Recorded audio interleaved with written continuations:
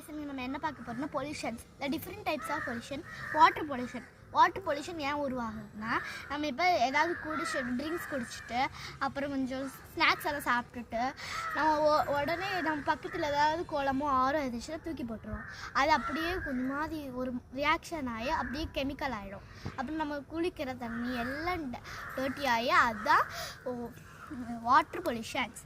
Next second one soil pollution. நம்ம இப்போ இந்த சேம் வே நம்ம எதாவது திங்ஸ் பாட்டில்ஸ் அந்த மாதிரி எடுத்து சாயில்குள்ளே வச்சிட்டோன்னா அது அப்படியே ரெயின் ஃபால் ஆகும்போது அப்படியே அதெல்லாம் அப்படியே சாயில் உள்ளே போயிட்டு அது அப்படியே ஒரு இந்த பிளான்ட்ஸ் எல்லாம் அப்படியே இதாகிடும், ட்ரை ஆகிடும். அது பேர் தான் சாயில் பொல்யூஷன். நம்பர் 3 வந்துட்டு ஏர் பொல்யூஷன் எதுக்கு உருவாகுதுன்னா, நீங்கள் இப்போ மரம் செடி கொடிங்கெல்லாம் வளர்க்காமல் வேஸ்ட்ஸ் எல்லாம் கீழே போடுவீங்க. மரம் செடி கொடி நீங்கள் நிறைய வளர்க்கணும். அப்போ தான் இந்த நம்ம கீழே போடுற